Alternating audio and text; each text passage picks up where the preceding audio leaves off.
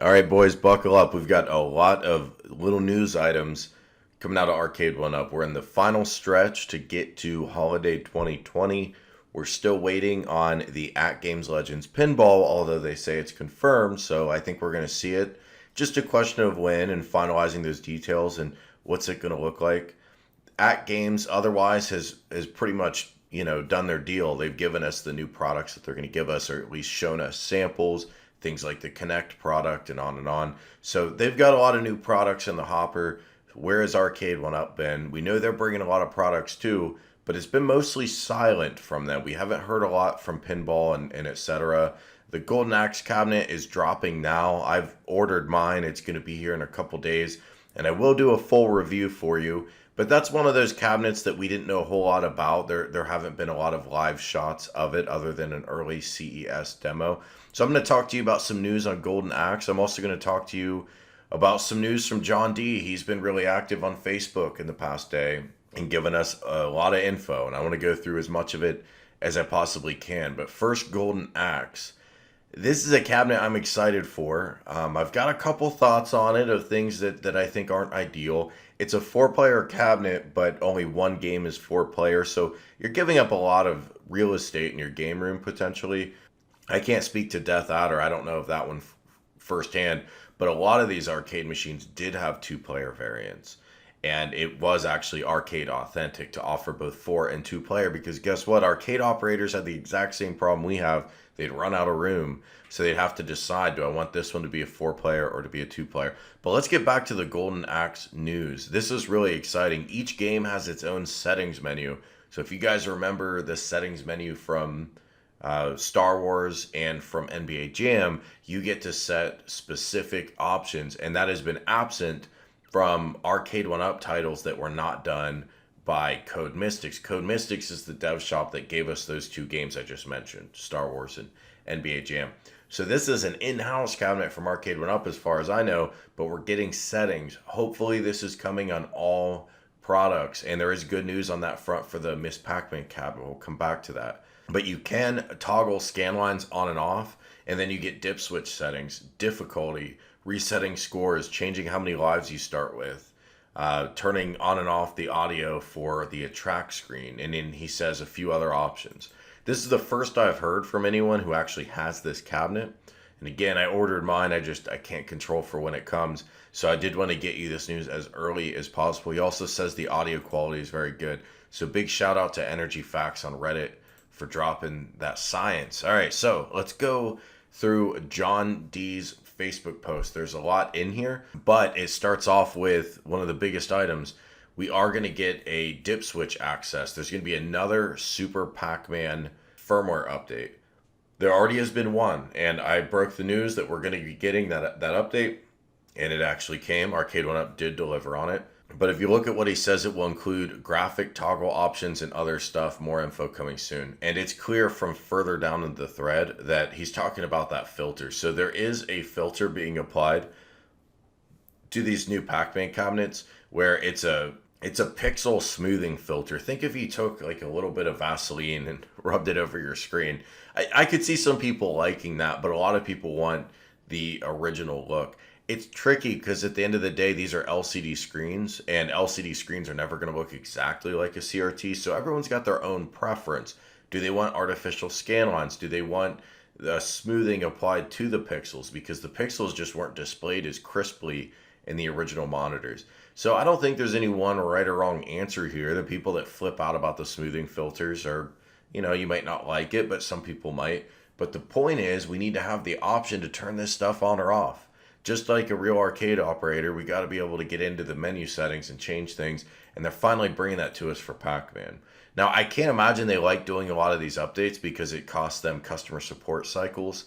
So if they're going to go back and add this now, and then we know they added it to Golden Axe, I really am starting to get optimistic we're going to get Dipswitch settings on everything going forward, which is 100% how it should be. So let's scroll through here and look for tidbits from John. So John is an SVP from the company. He speaks with a lot of authority on this stuff, but Arcade1up isn't always super clear in their communication, so we got to dig through this just a little bit. They are looking into adding scan lines to the Super Pac-Man cabinet, but that is not confirmed.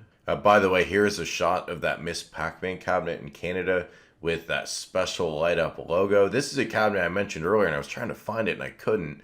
It looks like it's not going to be available in the US, but there's really no information here other than acknowledging that it's a thing.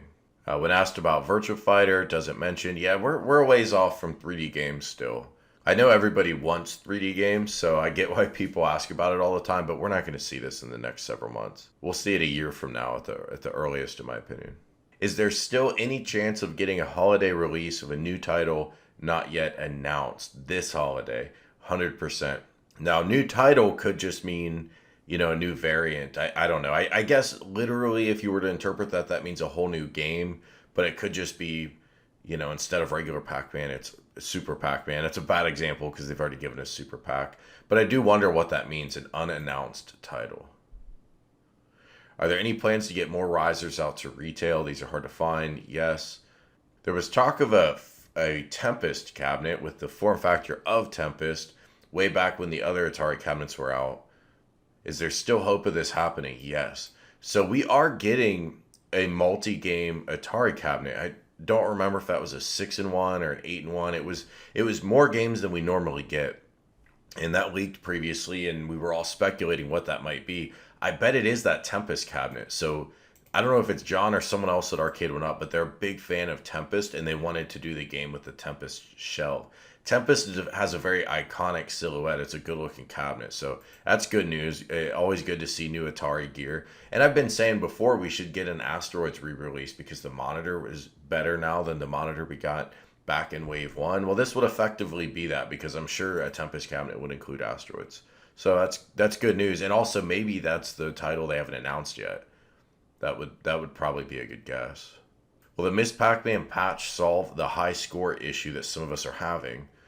Some of the machines won't save scores. So if you're experiencing that, Arcade1up has acknowledged that that is real, and this new upcoming patch will fix it. Any word when the TMNT and Centipede light-up marquees will be available on the website? Soon. Yeah, we've been waiting on that for a long time. Now this one's interesting. Will we see any more of the metal signs and LED wall lights released? Unlikely. I don't think those sold very well, and I don't know if they were just priced wrong or not distributed right or not hyped up right. I've said before, forget about the LED stuff, distribute some neon. I know that carries issues because when you ship it, neon can break really easily, so maybe that is a bad suggestion, but I think there's a much bigger market for old school neon officially licensed signs than the LED stuff. But John says we're not going to get any more of the LED stuff. Later on in this thread, by the way, he does say we are going to get more decor from Arcade1up, but it's not going to be these things. So it'll be new decor elements, hopefully much improved over the kind of boring pedestrian stuff we've had so far. We've got John trolling about Pac-Man variants.